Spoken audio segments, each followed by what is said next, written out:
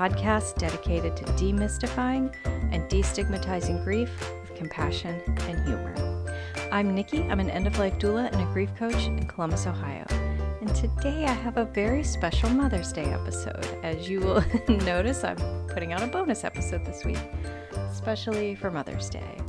I met a very lovely woman at a networking event who had just finished writing a book. And her book is kind of a collection of different stories, anecdotes, some fictions, mostly not, just different things that happened throughout her life. And she specifically told me I should, I told her I would be happy to buy a copy of her book because I like helping my friends out and I love reading, short stories. And she asked me specifically if I would read the very first story and let me know her thoughts.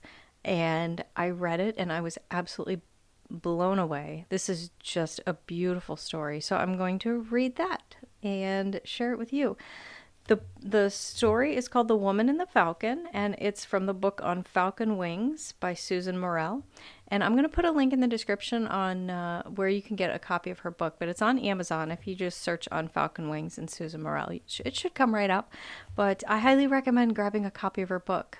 Full disclosure, I haven't read the entire book yet, but I have read a bit of it, and I like to support local writers too. So you'd be supporting a local writer here in Columbus, Ohio. Okay, so the story is called The Woman and the Falcon.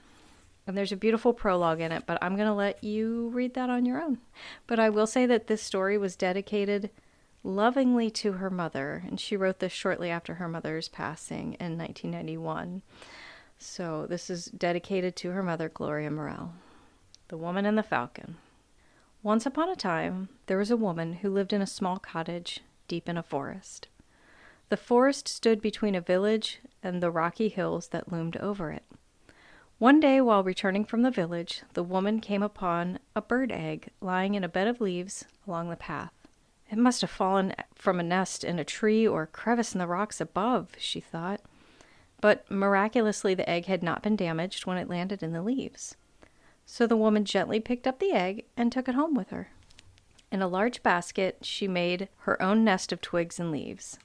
She wrapped the egg in a small blanket and laid it in the nest. Then she put the basket on the hearth near the fire to keep the egg warm.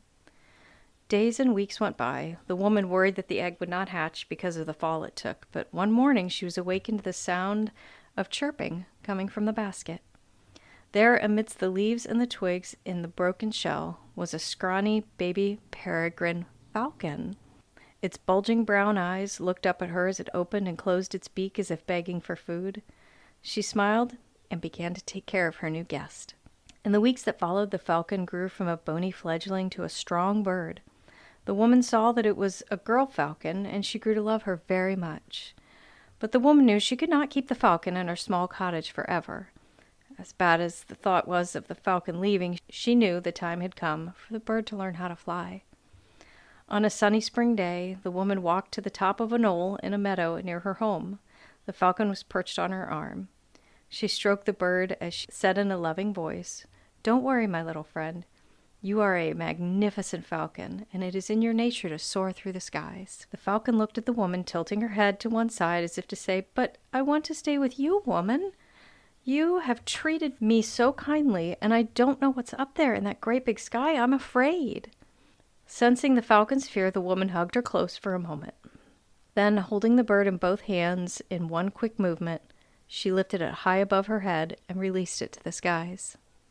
For a second or two, the falcon seemed to stop in midair. Then, as she began to tumble to the earth, she spread her wings out as far as she could and moved them up and down feverishly. At first, her clumsy efforts seemed to be in vain. But she kept on flapping until, wonder of wonders, she actually began to go up.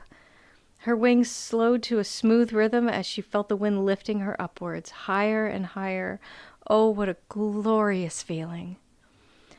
In the meadow, the woman watched anxiously as the falcon faltered, then caught the wind and was flying. She felt a tug at her heart and her eyes filled with tears. She was so proud of the falcon. Yet part of her wished it was still a baby nestled in the basket by her fireplace. After a short time, the falcon grew tired. Looking down, she saw the small figure of the woman still standing on the knoll, and something deep inside the falcon stirred. A feeling of homesickness swept over her. She swooped downward. The smile on the woman's face as she flew to the outstretched arm filled the falcon with joy. Landing lightly, the falcon sighed contentedly as they headed back to the cottage. The years passed by, and the falcon ventured further and further from the meadow and the woods. She would be gone for days, even months, at a time as she discovered the wonderful world around her. Yet whenever she felt the urge, she could find her way back to that meadow, and waiting there for the falcon with arms reaching out and a smile that brightened her face was the woman. She was there when the falcon returned one autumn day with a male falcon she had come to love. She was there the following spring when the falcon and her mate returned with their 4 young children close behind. And she was there when the falcon returned alone and grieving. Her mate had been brought down by a hunter's arrow. No matter when the falcon came back to the meadow, the woman was there, waiting, ready to share in her adventures and simply love her. "How does she know when I'm coming home?" thought the bird in amazement each time she saw her there on the knoll. Little did she know that the woman visited the meadow every day in hopes of the falcon's return. Sometimes she would go at the crack of dawn, sometimes midday, sometimes at dusk. She had come to love and admire the falcon. She took pride in the fact that because of her care and her perseverance, this beautiful bird was alive. So she patiently waited, knowing that eventually her little friend would come visit her again. Then one spring morning, the falcon met with a surprise as she flew back over the meadow, and the woman was not there. The falcon looked around in confusion. "Am I in the wrong meadow?" she thought. No, this is the place. Then where is the woman?" The falcon flew to a branch high up in a nearby tree and decided to wait for the woman, who must have just been delayed in the village. All day the falcon waited, but the woman never appeared. By nightfall, the falcon was feeling empty inside. "Perhaps if I get something to eat, I'll feel better," she thought. So she dived down and caught a mouse in her talons and carried it back to her limb, but even after eating, the empty feeling remained. Just then an owl flew up and landed next to the falcon. "Hello, falcon. What brings you out so late at night?" asked the owl. "I'm waiting for my friend, the woman who lives in the cottage in the woods. She's always in that meadow to greet me when I come home, but today she was not there. I've been here in this tree all day, but she did not come. Perhaps she's forgotten about me?" the falcon answered sadly. "Oh ho, I know the woman you mean. She did not forget you, my friend. You see, she died last winter." The falcon stared at the owl in disbelief. "Died?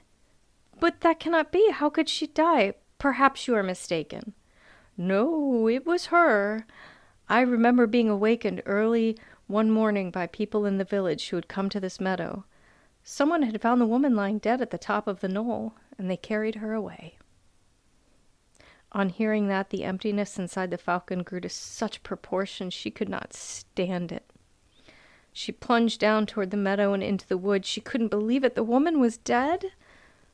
She flapped her wings furiously. She found her way through the trees to the little cottage. She flew in through a broken window and landed in the middle of the room. "Woman!" she cried. "Woman, I am back! Where are you, woman?" Her screeches echoed through the cottage, but the woman did not answer. The falcon glanced around the room. The dust on the furniture and the cobwebs hanging from the rafters were evidence that no one had lived there for months. Then her eyes caught sight of something, there, by the hearth. She flitted closer and felt a lump in her throat at what she saw there. The basket with the leaves and the twigs and blanket, even the broken eggshell. Her nest. Her home. "Oh, woman, are you really gone? What will I do without you, woman? Who will I share my life with now?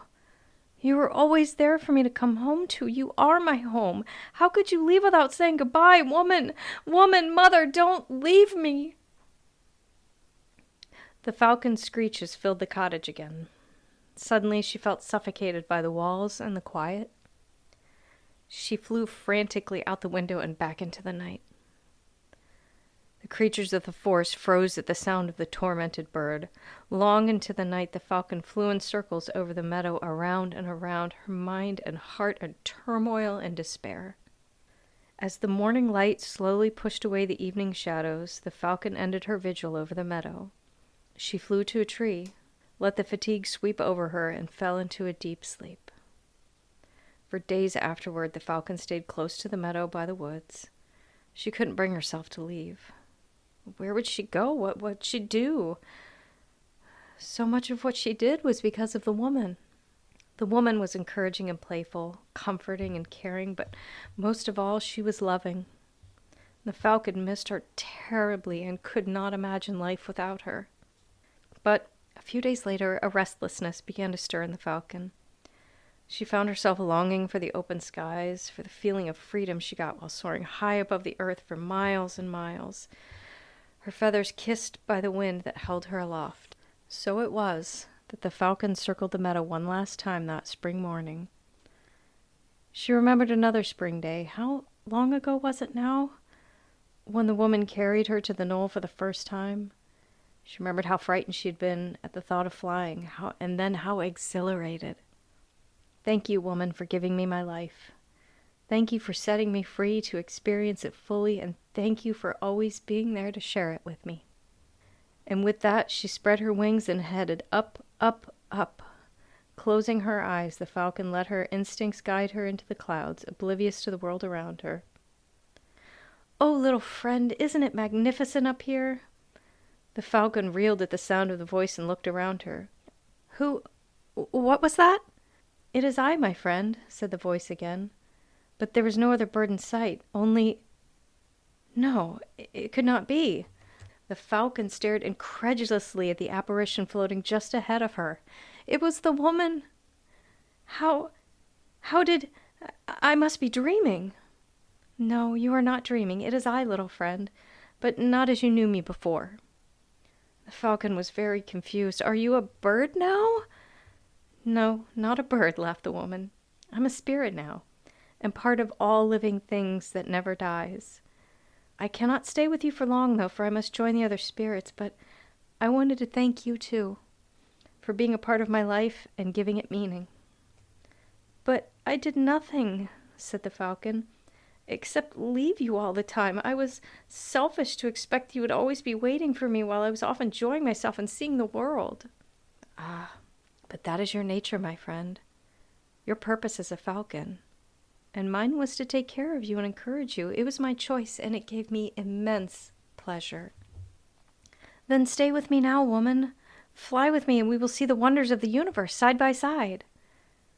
I cannot stay, replied the woman, but I will always be with you. There is such a bond between us that will never die, that will never leave us. That bond is our love for one another. And like the wind that lifts you high and carries you far, this love will lift your spirits and carry me in your heart and mind forever. Oh, woman, I do love you so much, and I miss you terribly, but I'm afraid to be without you. If love is like the wind, can it hurt me like the wind that destroys the trees? Only the trees that resist the wind are broken by its force. Those that trust in the wind will bend with it and survive, the woman explained. It is the same with love, little friend. When you do not trust love, you become afraid. Then anger or self-pity, envy or hate take control of you, and you do get hurt. But love and fear cannot be inside you at the same time. When fears begin to rise, just turn to the love that is deep in your heart. Believe in its power, and it will keep you safe. The falcon thought and thought about this. Then a strange thing happened. Suddenly the falcon knew what the woman meant. It's like when I'm flying, she exclaimed. If I fly when I'm feeling depressed or angry or unsure of myself, I seem to be struggling against something, and it's so hard. But when I'm happy and joyful, the flying is effortless and smooth. With this insight, the falcon felt the love between her and the woman as if it had a life of its own, and a smile radiated across her face.